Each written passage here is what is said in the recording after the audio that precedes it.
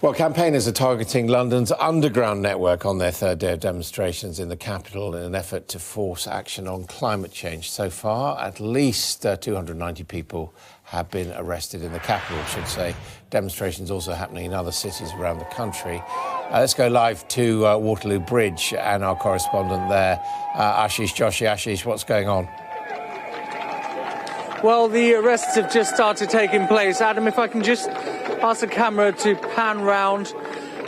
This is only the second person I've seen who's actually been forcefully removed by police officers. Most of the people this morning have voluntarily agreed to go into the police vans with these police officers. They've just been walked there. This is only the second person I've seen who has actually been forcefully removed. We'll see if we can get a little closer. There have been a handful of arrests, maybe 7 or 8. A couple of these vans have taken some demonstrators away. I'll see if I can get to that lady. Madam, you agreed. Can I not talk to? Okay. Police officer just telling me I can't talk to these people. But she was one of the people who agreed to be accompanied by police officers into the van. That was the point I was trying to make. Let's go back to where the protest is continuing. It's very calm. Police officers moved in. They had leaflets. They spoke to the demonstrators, and they said that they were in breach of a public order offence. They identified the ones who would want to be arrested and be taken away to a police station. As I said, the man we saw who was being forcefully removed, that was only the second one I saw being taken away in that way. But the others have just agreed to walk with police officers to the police vans and taken away to a West End police station for processing. So you can see this is the situation here live. The police have moved in and they are identifying people who want to be or are happy to be taken away to police stations and to be arrested. The warning from British Transport Police, they put out on social media, they were expecting tube stations to be targeted by the environmental protesters, the climate change protesters. They've said they have reduced the capacity for Wi-Fi across the network in central London on the tube network, and that is an indication of how seriously they're taking the threats to target London's transport system. But certainly as far as the situation here on Waterloo Bridge is concerned, much the same as it has been for the last few days. The Metropolitan Police have now said that the condition they imposed at the beginning of the week, that means making it unlawful to protest here, they have extended that condition up until Friday. They are asking these protesters, these activists, to go to Marble Arch where they have a designated area. Obviously, they want to make their voices heard, so they are staying here and waiting to be arrested.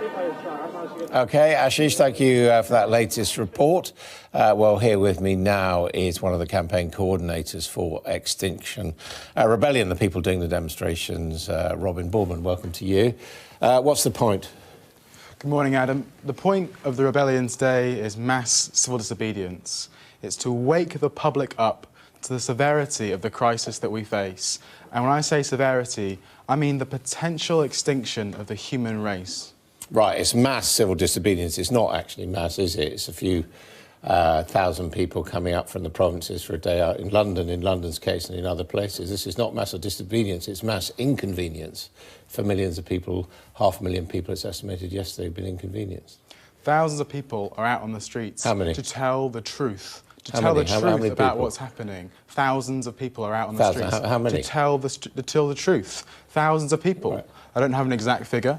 Thousands of people are out on the streets to tell the truth, that we are in a climate and ecological emergency and that millions of people are going to die. But you think we don't know that? Sorry, so you hear what I just said? Millions of people. I say you think we don't know that. I mean, children are taught in schools about problems with the environment and climate change. It's on the television on a daily basis. Children are not taught in schools. But you've decided... I was not taught in school. You've decided... Well, you're not at school anymore. I'm 21 years old. I've just left school, OK? But it is taught in schools. And I was not taught in school about the severity. We've got Climate Change, the Truth, a television programme on BBC One this week. You've suddenly decided that other people don't know about these issues. They do. The severity of the issue is not being But you talked about. you think it's justified to inconvenience millions of people Absolutely. because they don't know something which actually they do know? Absolutely. We're severely, we're deeply apologise to the people that are disrupted. We don't want to disrupt Londoners' lives, but when there is an emergency, when there is a fire in a theatre, someone has to disrupt that theatre and tell the people that there is an emergency. If you are right now. worried about climate change, why are you causing traffic jams and targeting public transport today? Mass disruption is the way to get people's attention. People need to be aware of the issue they are facing. So is public transport a good thing or a bad thing? Public transport is part of the future that we need. So why are you disrupting it then? It's a part of the disruption that needs to happen. Yeah. Millions of Londoners use the transport system every day, and that needs to be disrupted. It needs to be highlighted that we are facing the deaths of millions of people. Is it good news or bad news that West End traders are saying that they've lost this week as a result of your action some £12 million? Economic disruption is key to how the change is going to happen. Government and the financial district in particular is not going to listen to people. We've seen this over and over again. So economic disruption is a good thing. So who's going to pay to put the world to right then? This country has a responsibility to people all across the world and to the people in this country to tell the truth about the severity of the issue that we're facing. Yeah. I feel very patronised by you because I feel that I'm well aware of what the situation is and I don't see why millions of my citizens, fellow citizens, should be inconvenienced. If you understand but let's just talk about this. Yeah, you want us to be carbon zero by 2025. In your view, what does that mean? It means rapidly decarbonising the society. If we understand the severity of the issue, we would give us some everything. Examples. We would rapidly What happens to air travel? What happens to foreign holidays? We would only use air travel in emergencies. Only use air travel in emergencies, We can create mass city farms, solar panels, these things that can be done but are not being done because people don't understand the severity of the issue. No holidays, no foreign travel, no foreign business. The issue is about life and death. No, I'm just asking you, that's what you're saying. I understand, and I'm thinking about my brother. I'm thinking about the fact that me and him might not be able to have food in the future because we're facing starvation. Speaking of food, no meat consumption by 2025, is that right? I'm talking about mass starvation. I'm talking about No, I'm asking you a question. My future. You're here to answer questions. Does that mean no meat consumption by 2025? I'm here to tell the people Does that mean no meat consumption by 2025, according to your rules? It means a changed diet, and it means a whole different view. It means no meat consumption.